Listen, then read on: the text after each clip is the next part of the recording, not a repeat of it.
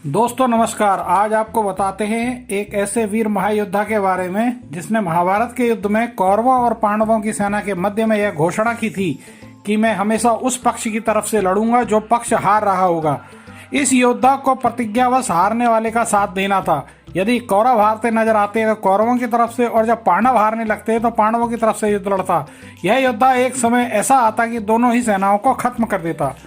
वह महायोद्धा और दुनिया के सर्वश्रेष्ठ धनुर्धारी थे बर्बरीक।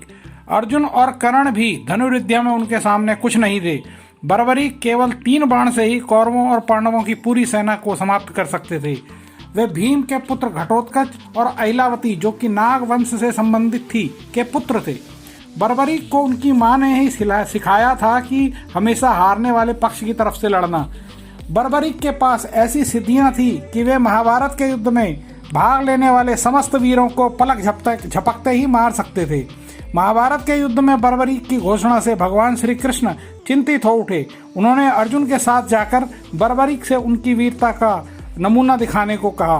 कृष्ण ने कहा, यह जो पीपल का वृक्ष है, इसके सारे पत्तों को यदि एक ही तीर से छेद दोगे तो मैं मान जाऊंगा कि तुम असाधारण वीर हो।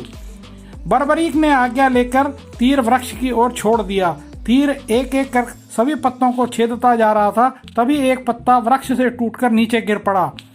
कृष्ण ने उस पर पैर रखकर उसे छुपा लिया। सभी पत्तों को छेद कर तीर कृष्ण के पैर के पास आकर रुक गया। तब बर्बरीक ने वहां कहा, प्रभु, आपके पैरों के नीचे एक पत्ता दबा है, कृपया पैर हटा लीजिए, क्योंकि मैंने तीर को केवल पत्तों को ही छेदने की आज्ञा दी है, आपके पैर को छेदने की नहीं।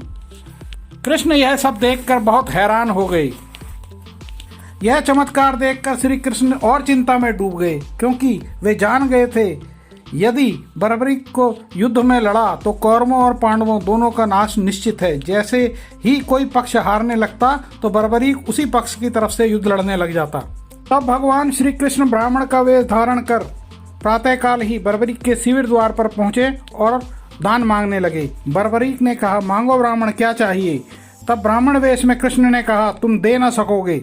इस प्रकार बर्बरीक कृष्ण के जाल में फंस गए और श्री कृष्ण ने दान स्वरूप उनका शीश मांग लिया। बर्बरीक द्वारा अपने पितामह पांडवों की विजय हेतु स्वेच्छा से साथ भगवान श्री कृष्ण को अपना शीश दान कर दिया। महाभारत के युद्ध की समाप्ति तक युद्ध देखने की बर्बरीक की इच्छा श्री कृष्ण के वरदान से पूर्ण हुई और बर्बरीक के बलिदान के पश्चात भगवान श्री कृष्ण ने बर्बरीक को कलयुग में स्वयं के नाम से पूजित होने का वर भी दिया। जहाँ श्री कृष्ण ने उनका शीश रखा उस स्थान को खाटू के नाम से जानते हैं और बर्बरीक को आज भी लोग खाटू श्याम के नाम से पूजते हैं। जय श्री कृष्ण। दोस्तों, कैसी लगी आपको आज की यह जानकारी? इसे लाइक करें और हमारे चैनल को सब्सक्राइब करें। बेल आइकॉन की घंटी दबाएं और आप हमें कमेंट बॉक्स में जाकर कमेंट भी दे सकते हैं। धन्यवाद। नमस्कार।